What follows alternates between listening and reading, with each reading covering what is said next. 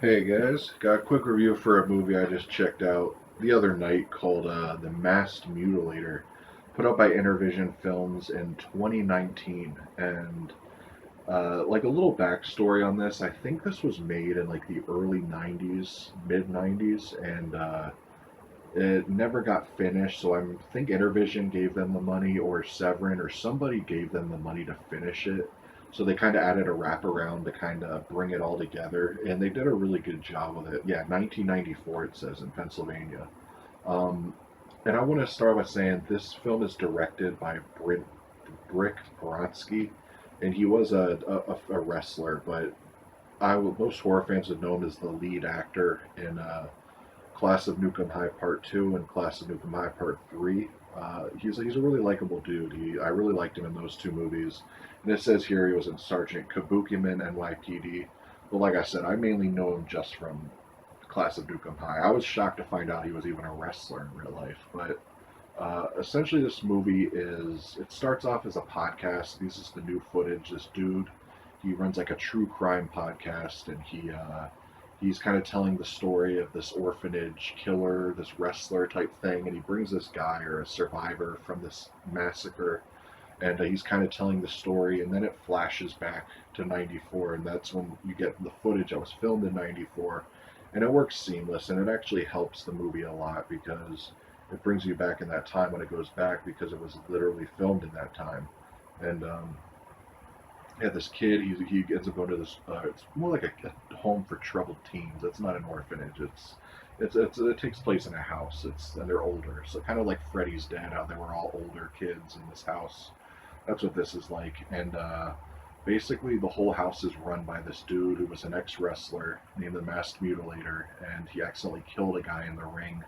And yeah, and all these kids are getting kind of slaughtered, and it's pretty much like a who done it kind of.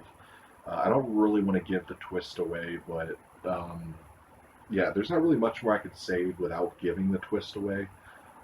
Now, there's the things I loved about this movie. The ending of this thing has one of the best wrestling things I've ever seen. Like, it was better than any wrestling match I've seen. Like, uh, it was just awesome. Like the way they did it looked so realistic, and it was just badass. Like you had one dude jumping off the stairs and like stone cold stunning this one dude, and it just looked badass. And you could tell that a real wrestler directed this because it just works, and it's not like corny or slow.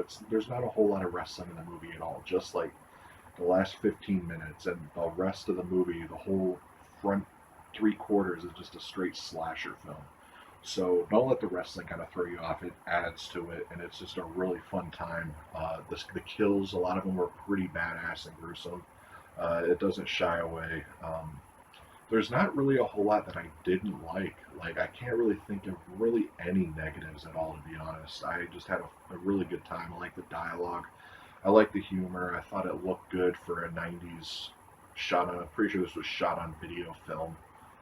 I don't actually. I don't know if it was actually shot on video, but it's pretty rough because I think these were stored in a garage or something. The tapes, and I don't think it was really well taken care of. But it looks as good as it can on this Blu-ray.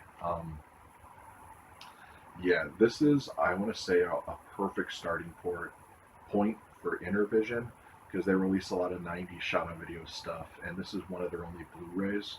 But this has some modern stuff in it, and it kind of encapsulates all of what Intervision is about in one movie.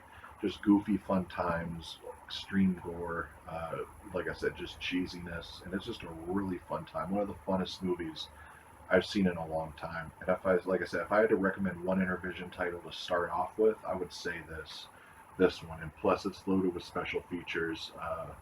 You get audio commentary with the cast and crew. Unfortunately, uh, Brick Bronski isn't on the commentary, which kind of is a bummer, but it is what it is. And interviews with Mean Gene Okerlund, who is in this, and Tom Taylor, audition tapes, interview with the co-writer and producer, interview with another co-writer and producer, interview with the effects artist, and then interview with the main actor kid.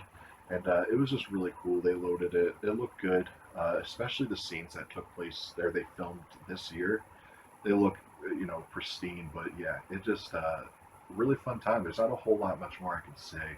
Like I said, it doesn't shy away from the gore. You get a lot of laugh out loud moments. It's definitely a movie you'd probably want to check out with some buddies or something. But even if you're alone, it's definitely still fun. And it was just, I wasn't expecting the ending to go down how it did. Now, I do want to say you do see the twist coming a mile away, like pretty much when it like right when you see the kind of the setup, you already know how it's going to end. But the way it ends, like this showdown is just off the wall crazy, and it's worth it for the price of that alone. But yeah, Masked Mutilator came out in 2019, but it's technically a 1994 film. So, anyways, guys, peace.